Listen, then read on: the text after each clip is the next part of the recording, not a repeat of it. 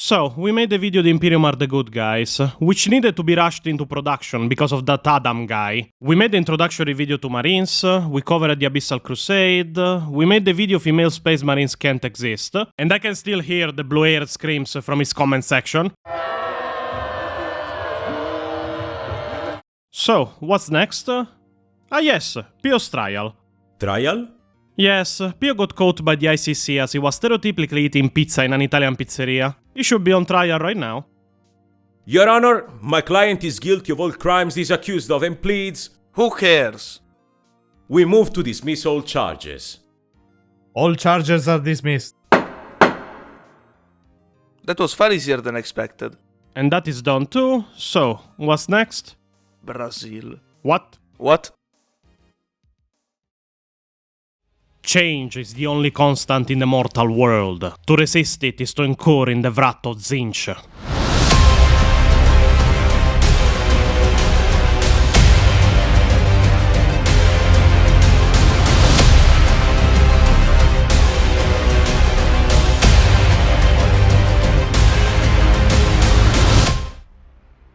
I imagine you are very happy to be back on the Badab War. You can't imagine the amount of brain space I wasted for a war that never happened, Pio. The original series was fun to make, but a nightmare after a certain point to produce. So, this is the finale? The true finale? Seems so. And because of that, I invite all people watching this video to watch the original series before this final episode. Trust me, it will be needed for some of the stuff we will talk about.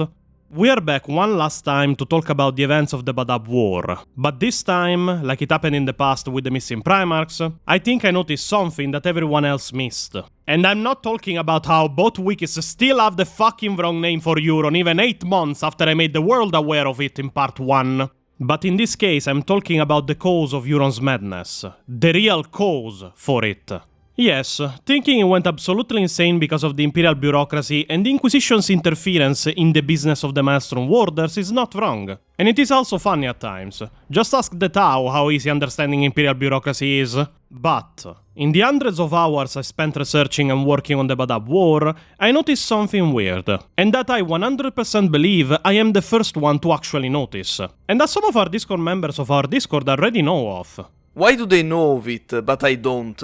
Because I usually discuss ideas for videos and my theories with the people of the Discord in public voice chats. You thought you were the only person I lore dump on? You're the one that can't escape. They are the ones that decide to suffer by their own volition. Touché. If you want to join us on Discord and be regularly lore dumped upon by a very autistic Italian man, you find the link to join us in the description. Now, coming to the subject at hand, while I was working on the Badab War, I started noticing what I would call weird writing. By weird writing, I mean that an awful lot of details, strange adjectives, and too much attention was being given to something that doesn't seem to even play a part in the story of the Badab War. And that something was always connected to Huron. If you watched the original series, and I hope you did because otherwise you won't understand anything of what I'm going to explain, you will notice that Huron changes throughout the story. At first he was pretty much an hero, a marine almost without equal in intellect, tactics and combat prowess, capable of keeping control on the so feared and indomitable Maelstrom Zone. But over time that went to his head. He became a megalomaniac. The general uncooperation of the Imperial bureaucracy with the Warders of the Maelstrom pushed Huron, in good or bad faith, it depends from which perspective you want to perceive it, to start breaking the rules of the Adeptus Astartes to maintain control in the region. And if he could, conquer it once and for all and turn it in a new Ultramar. Which was a perspective closer to reality than you might think if the Imperium had cooperated. The Maelstrom Zone was and is extremely dangerous, but it is also extremely rich. The laws he broke behind closed curtains were pretty much all linked to the Codex Astartes. He created his own military force of humans in the Tyrant's Legion and flanked them to the Navy and the Space Marines of the Warders. Thing prohibited from the Horus Heresy because during the Great Crusade, that separation didn't exist. And it is one of the reasons the heresy was as devastating as it was. The Marines and their Primarchs had control over human forces and Imperial Navy forces. Meaning they could wield entire fleets and armies undisturbed to move around and fight as they wanted. Thing the Imperium now prohibits. And Huron did all the same. He also broke the rule that limits Space Marine chapters to 1000 Battle Brothers maximum each. The estimate during the Badab War was that even after more than 1000 Astral Claws Space Marines had died, Huron still had an estimate 3500 more to throw against the Imperium of Men. In the latter parts of the war, he also started experimenting with the gene seed on mutants and humans to enhance them. Started stealing gene seed from the deaths of other chapters on the battlefields, you get the gist, he went mad. It was all in the name of not paying taxes. He should be made a saint. But there is a single moment during the war that gave me an hunch. The Huron wasn't going mad only from paranoia and a sense of self-importance out of control, but that something else was at play. Something involving chaos. That moment will be discussed in a second, but first, it is time to reveal the subject of my theory. It is my opinion that Huron didn't fall to madness and then chaos randomly, but something pushed him. Something closer to him than you might think. An object many people wouldn't even give attention to most of the time. That object is a weapon. A weapon Huron always had with himself from the moment he annexed the remnants of the Tiger Claws in his own chapter to hide them from the Inquisition, and reinforce the forces of the Maelstrom Warders that were spread thin. That object is Huron's Power Claw, also known as the Ghost Razors. This weapon is weird. And when I say weird, I mean extremely weird. But I will guide you in my reasoning step by step. Let's start by looking up its description in the Badab War codices. Depicted here is the infamous Claw of the Tyrant, more properly a weapon known as the Ghost Razors. A single lightning claw type weapon conforming roughly to Adeptus Astartes specifications, it is a heavily armored gauntlet housing a number of articulated power blades. The Ghost Razor's true mechanism and fabrication remained unknown even to the Tyrant himself. Fragmentary evidence recovered after the conflict marked this weapon as being in fact a relic gifted to Huron by the remnants of the Tiger Claws chapter in gratitude to their savior, and given the shadowed legends that surround that lost chapter, its provenance may have been indeed a dark one. In close combat, the Ghost Razors were an all but unmatched weapon. The unidentified phase frequency disruption fields imparted to their cutting edges proved able to slice through solid matter at a submolecular level, parting ceramite and adamantine plate effortlessly, and sundering energy fields and force barriers they encountered. It is the first time in general that I have encountered such a description for a weapon. I mean, even Angeren's Lake of Tiberos were weird unknown weapons of unknown pattern and manufacture, but hardly to this level. But what attracted my attention is the part that explains that this Power Claw was a gift given to him by the Tiger Claws. If you do not know who the Tiger Claws are, I invite you to watch our video What Happens When Space Marines Oppose the Inquisition. But to give a swift recounting, the Tiger Claws forces that joined Huron reappeared in real space in 680 and 41 from a warp jump. This force of Tiger Claws was 100 Space Marines strong, but when they reappeared, they found out the Tiger Claws chapter was declared destroyed 1400 years before. When this force sent Captain Vetala, that was the captain of this company of marines, to Terra to petition the High Lords for the rights and titles to rebuild the Tiger Claws, the captain disappeared without a trace, with fingers pointing at the Inquisition for his disappearance. As it was rumored that the Tiger Claws were considered tainted, and their destruction was not a coincidence or random event, but it is something the Inquisition had caused. And there is also another description given of the Ghost Razors, this time in the original Imperial Armour Volume 9, that is not present in the Warhammer Plus remake. So, Glad Games Workshop once again is making my job as a lore master more difficult than it has to be. This description can be found on the pages of the original manual dedicated specifically to Huron. The Ghost Razors. This unique lightning claw was a long-cherished artifact of the Tiger Claws chapter and gifted to Huron as a mark of their gratitude. Its strange pale blades flicker with a ghostly light when activated, and the technology which powers the weapon is an utter mystery even to Valthex, the Astral Claws savant master of Tech Marines. I do not know if you get how specific it is, that it mentions Armenneus Valthex. Yes, they made a typo and called him Valtech. Usual Games Workshop quality. Do you realize what Valthex is even capable of? Let's read the description of the original 9th volume of the Imperial Armour about him. Armenneus Valthex, the alchemancer, honored patriarch of the forges of the Astral Claws. Armenneus Valthex was an individual of great importance to the Astral Claws during the Badab War, as Huron's chief armorer and most loyal servant.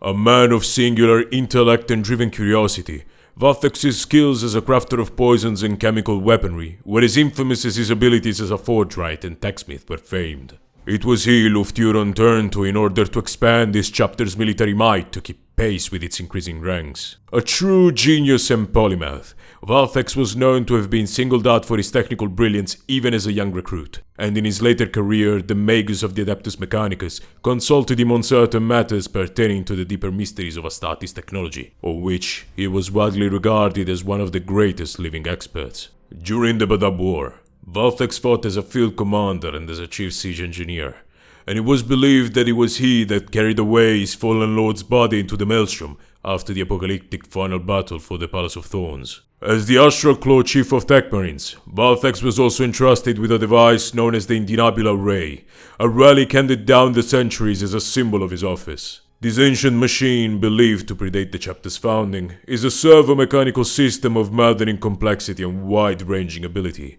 which far supersedes that carried by normal Tech Marines in their duties. Valthex was not only able to master this mysterious device, but further added to it a powerful conversion beam projector of his own construction. Just to add to his description, a conversion beam projector is an astoundingly powerful and rare piece of technology, to the point that during the Great Crusade and Horus Heresy only the First Legion, the Dark Angels, had a great number of these weapons, and it is renowned that maintaining them is an extreme problem, as they require advanced technology the Imperium no longer possesses, and an understanding of that technology without rivals. And Armenneus Valthex was capable of building one by himself. This guy was the equivalent of the Albert Einstein of Tech Marines. And yet, even he doesn't understand what is going on with these claws. From there, my theory was born, and it was reinforced from the events that we covered in Badab War Part 3. This power claw is not only a power weapon, but it is in fact a chaos weapon. A chaos weapon? Why would an Imperial Space Marine use a chaos weapon? It was probably a trophy taken by somebody important of the Tiger Claws long ago, and it isn't even the first example of Loyalist Marines using repurposed Chaos weapons as their personal weapons. For example, the axe Morkai of Logan Grimnar, chapter master of the Space Wolves, is a power axe taken from a Chaos champion Logan defeated, later reforged into the image of Morkai, the guardian wolf at the gates of death. The original axe was forged by Khorne, and it was later used during the Siege on Ferris by Grimnar against Magnus, as it was the only weapon capable of wounding Demon Primarch Magnus. The Blood God must have laughed his ass off on that one. And it is not even the only example. The Power Fist incorporated with bolters that Marneus Calgar, the chapter master of the Ultramarines, uses, called the Gauntlets of Ultramar, are reclaimed weapons from a fallen Chaos champion. It is made a point that nobody was able to open them up to study their inner workings, and that they are worn and used only by Marneus Calgar himself. Why the fuck are chapter masters of the Imperium of Men going around with chaos weapons? Do not ask me. It is weird, as the ones of Calgar are not even reforged at all, just reclaimed. The point is that it is not the first time somebody of high rank in the Imperium of Man would end up using reclaimed relic Chaos weapons as their own weapons. This alone might not have much value, but consider this. This power claw was gifted to Huron by the Tiger Claws, a chapter rumored to have been destroyed because tainted by chaos, and gifted to him by a company of marines that was lost in the warp for over a millennium. What if they were truly tainted? Or what if during the travel in the warp, a demon possessed the power claw? Now, my first theory was that a demon of Slanesh had possessed the power claw, and started inflating Huron's ego until he went fully mad. But as we have learned from the Lyre Blade of Fulgrim, the demons of Slanesh don't really play the long game, so only one other god left.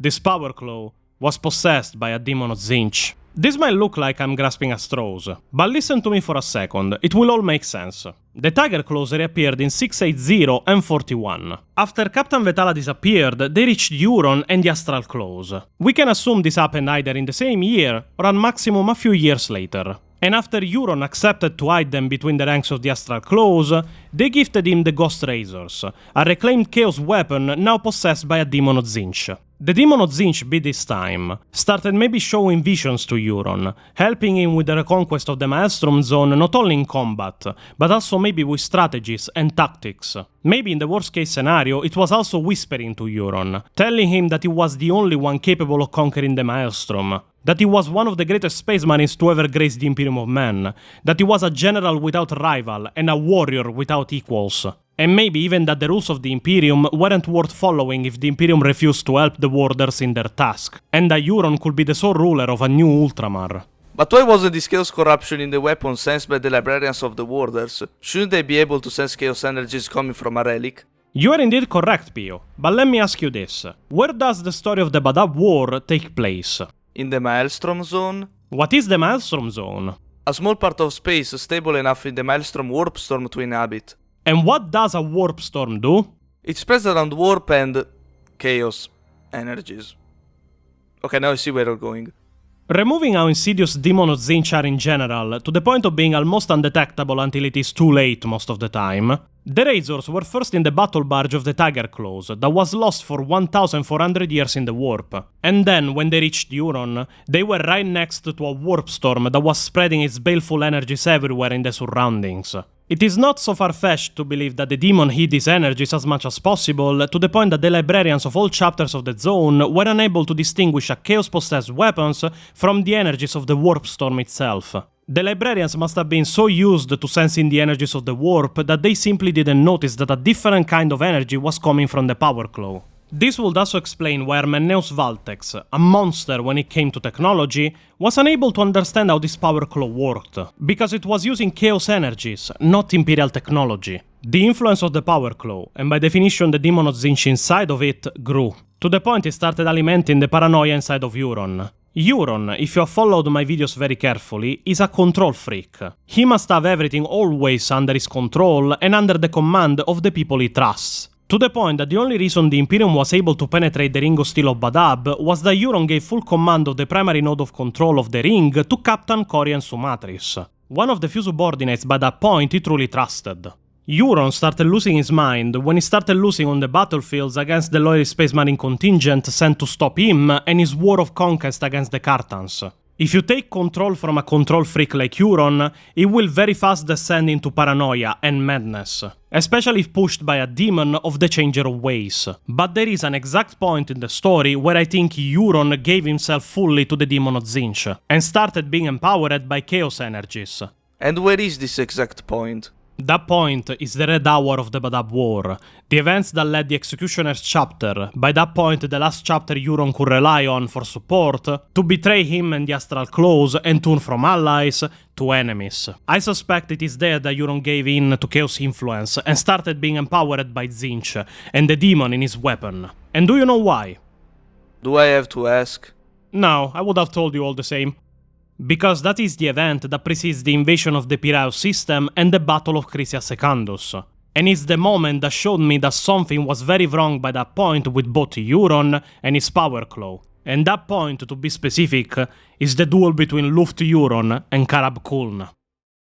Little trivia, the artwork you're seeing right now was made specifically for this channel by George Erla Balayan, and it was made under my directives to be as lore accurate as possible. You can find its first reveal in our video of Badab War Part 3, which you will notice was published before George published the artwork on his profiles. This duel was what told me that something was going on between the lines of the story. But let's study the events of it step by step. If you want full context, again, watch the Badab War series we made. The Battle of Chrysia Secundus was pretty much an ambush by Huron and his Astral Claws on Loyalist forces to try to stop the reconquest of the Maelstrom Zone by cutting off the head of the Hydra, eliminating the current commander of all Loyalist forces, Karab Kuln. But something was wrong from the moment Luft Huron took to the field. Luft Huron, Tyrant of Badab and Master of the Astral Claws, struck the Exorcist's line like a thunderbolt, smashing aside Space Marines as if they were pieces on a gaming board, burning and hacking his way through the crimson armored Exorcists with wild, almost insane abandon.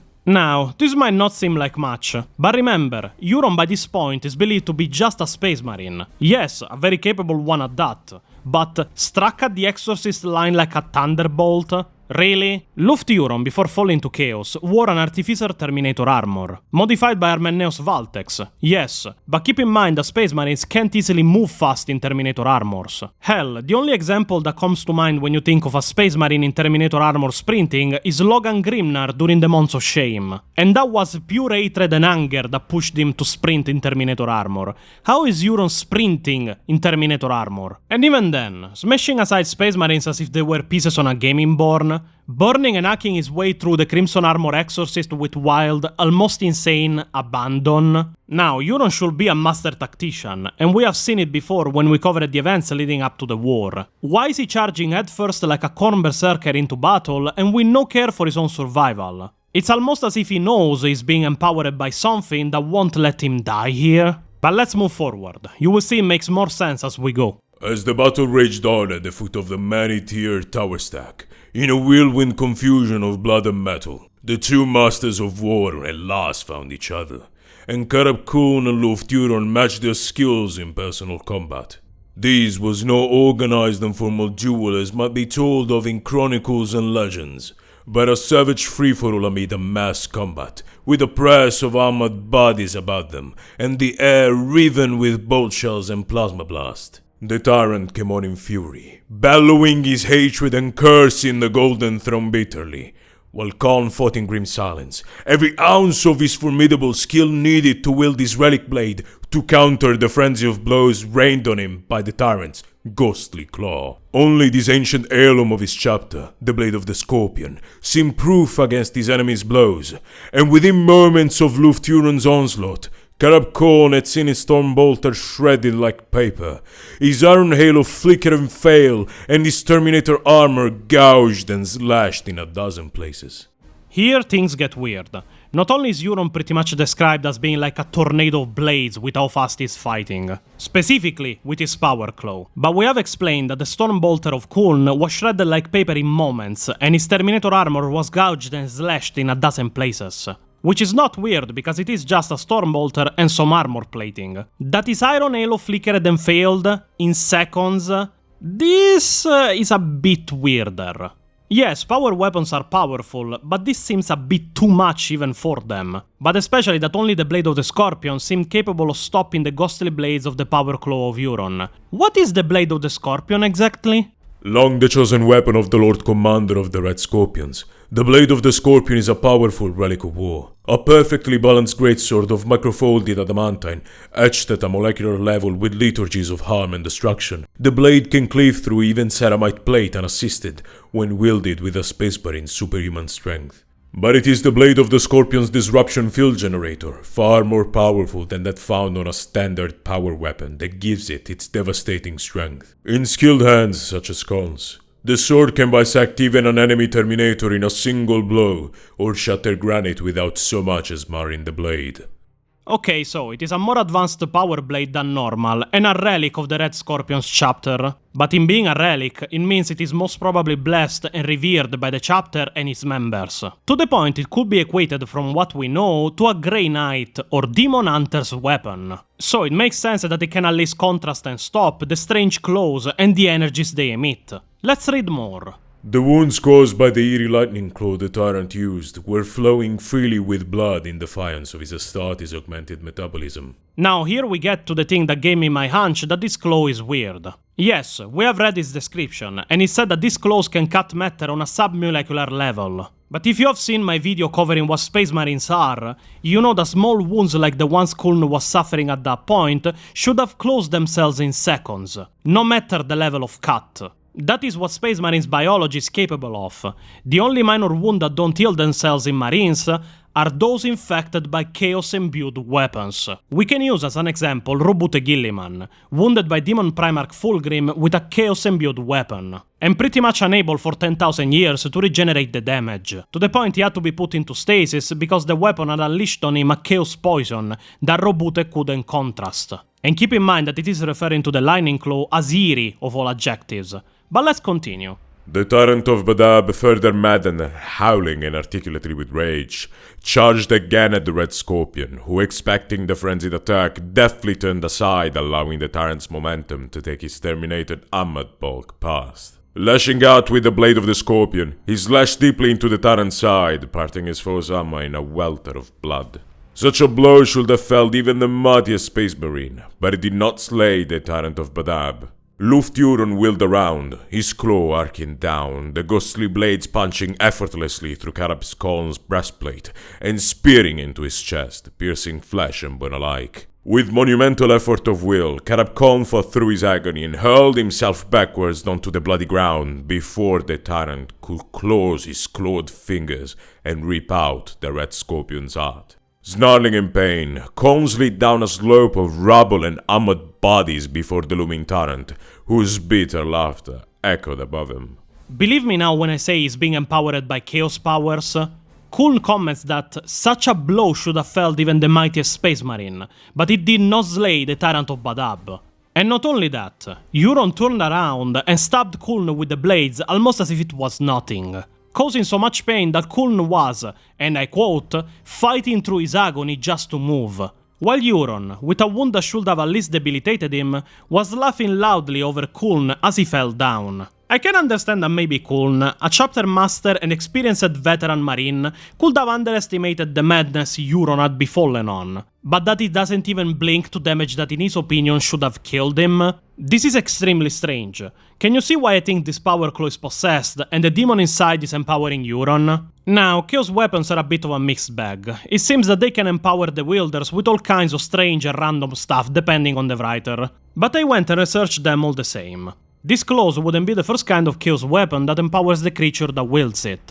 For example, we have the Dark Blade, a weapon that by lore is jet black and is seemingly made of solid shadows, which also consumes the souls of its victims with insatiable hunger, but especially fuels its bearer with the strength to feed it. Still not convinced? The Berserker Glaives are long-handled sword and axes possessed by bloodletters. If wielded by anyone, they imbue the bearer with psychotic strength and fury, to the point that these weapons, by the sheer psychotic rage they cause, grant the bearers with great strength and resilience. Maybe to the point of being able to sprint in Terminator armor, and even survive a wound that should at least send you down in pain. So yes, until now the Chaos weapon theory, at least in my opinion, lines up. But we are not done. Let's move to the final time Huron fights in the Badab War.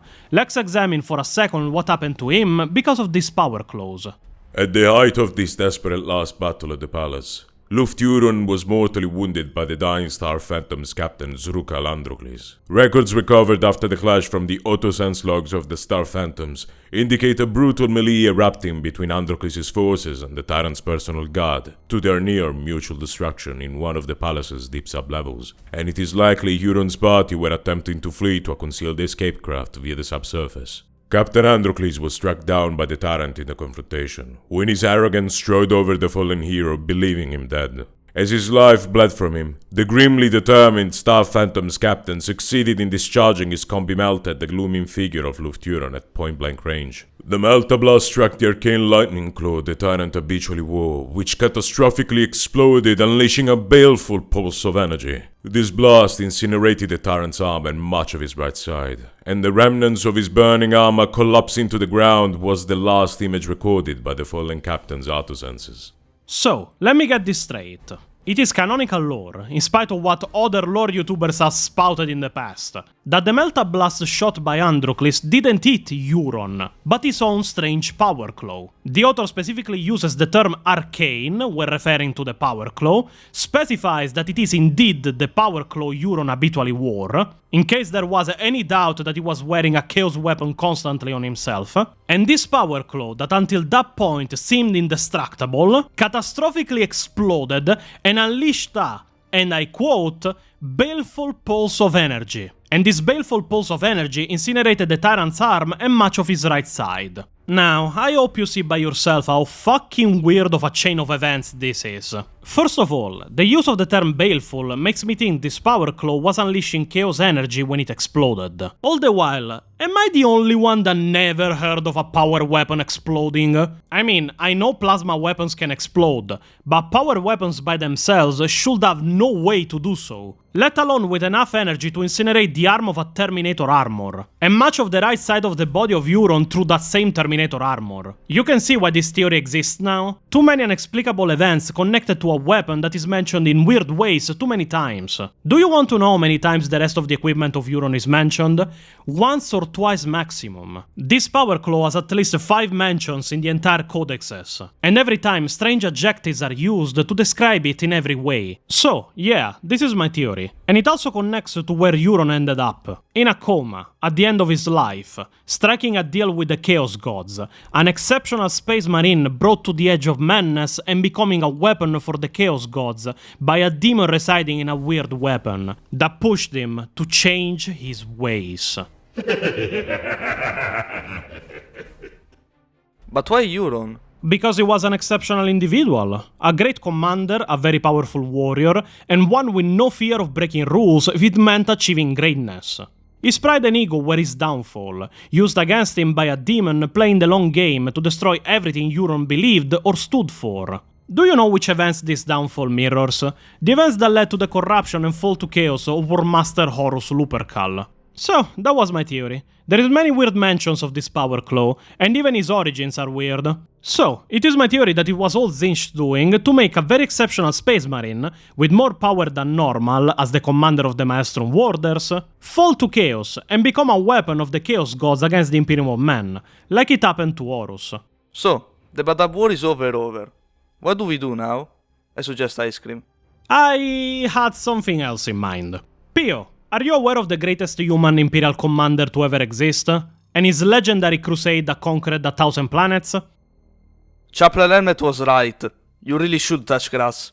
Don't mention Chaplain Helmet. Nobody cares about his opinion. Well, this theory was long in the making. I started thinking about it while working on Badab War Part 3, but by the end of Part 4 I was so tired I needed a pause before touching the Badab War again. You could say I was Bada burned out. Huh? Get it?